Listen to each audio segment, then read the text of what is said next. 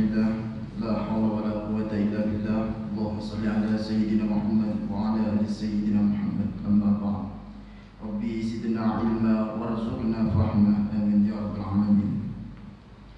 Alhamdulillah Rabbil Alamin. Marilah kita pertama panjatkan puji syukur kepada Allah Subhanahu wa taala atas segala karunia nikmat, taufik, hidayah serta inayahnya sehingga kita pada kesempatan kali ini masih diberikan kenikmatan bisa berkumpul melaksanakan sholat subuh dengan berjamaah. Yang kedua, sholawat serta salam senantiasa kita haturkan kepada junjungan kita, suri tauladan kita, Nabi Allah Muhammad sallallahu alaihi wasallam yang kita nantikan syafaatnya di yaumil qiyamah nanti. Amin ya rabbal alamin. Jemaah sholat subuh yang dirahmati Allah, pada kesempatan kali ini akan membacakan hadis dalam kitab Mukhtarul Hadis nomor 664. Sittatu asya'a tuhbitul a'mala al-ishtighalu bi uyubil khalqi wa qaswatul qalbi wa hubbud dunya wa qillatul haya'i wa tulul amali wa zalimul la yantahi. Rawahu Ad-Dailami melalui Addi Ibnu Hatim, yang artinya ada 6 sittatu asya'a, ada 6 perkara yang menghapus pahala. Yang pertama yaitu menyibukkan diri dengan aib-aib orang lain.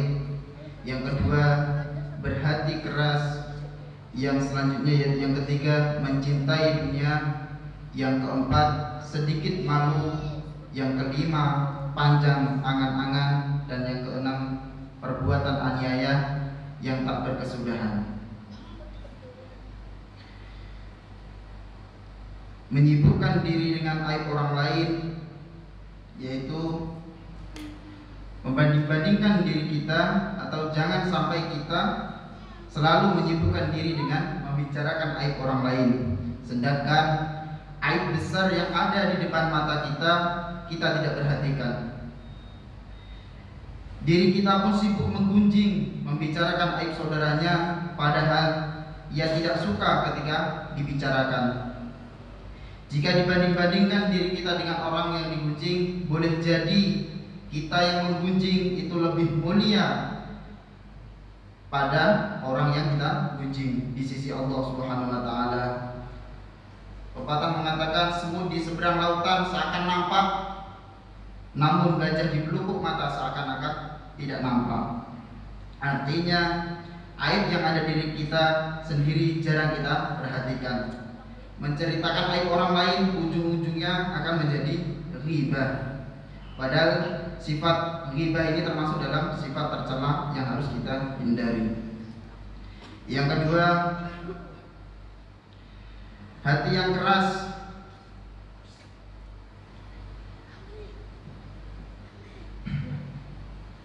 Hati yang keras di sini ada berbagai macam sebabnya. Hati yang keras terjadi karena kemaksiatan yang dilakukan secara terus-menerus. Hati yang mengeras menjadi tanda bahwa ia memiliki banyak penyakit hati, sehingga Allah menutupi hatinya untuk hal-hal kebaikan. Jika hati sudah terlanjur keras, maka untuk melembutkannya bukanlah pekerjaan yang sangat mudah. Rasulullah SAW berlindung dari hati yang keras dan tidak khusyuk. Ya Allah, aku berlindung kepadamu dari ilmu yang tidak bermanfaat, dari hati yang tidak khusyuk, dan jiwa yang tidak pernah kenyang, dan dari doa yang tidak terkabulkan. Hadis yang diriwayatkan Muslim. Ada beberapa sebab hati menjadi keras. Di antaranya yang pertama adalah meremehkan dosa yang kecil. Dari Abu Hurairah, Rasulullah SAW bersabda, seorang hamba apabila melakukan suatu kesalahan, maka dititikkan dalam hatinya sebuah titik hitam.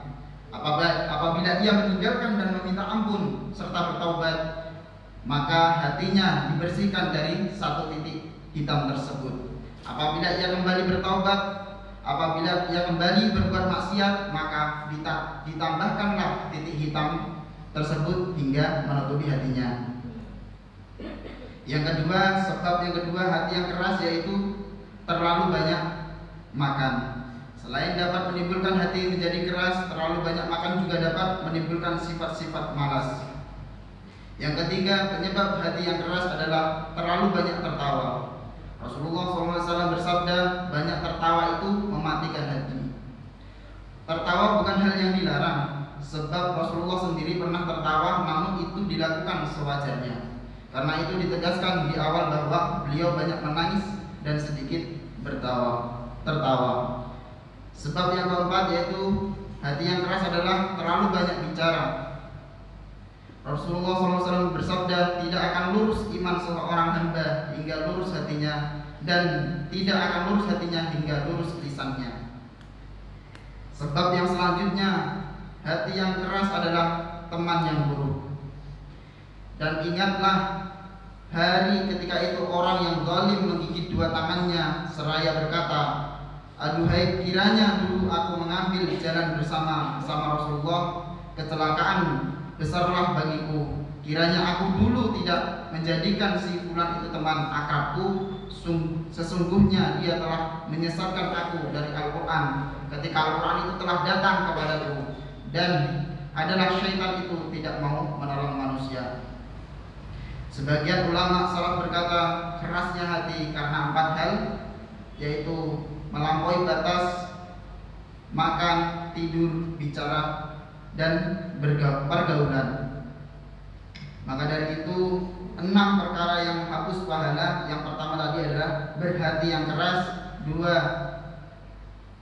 sibuk dengan aib-aib orang lain. Yang ketiga, hubbud dunya, cinta dunia juga menyebabkan kelalaian yang besar, sehingga kita dapat dihapus pahala kita. Yang selanjutnya yaitu sedikit malu.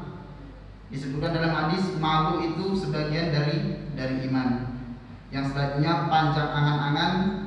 Yang terakhir yaitu perbuatan aniaya yang tidak berkesudahan. Semoga Allah menjauhkan diri kita dari sifat-sifat tercela dan diberikan kemudahan untuk berbuat amal kebaikan. Mungkin itu saja yang dapat kami sampaikan. Kurang lebihnya mohon maaf. Wassalamualaikum warahmatullahi wabarakatuh.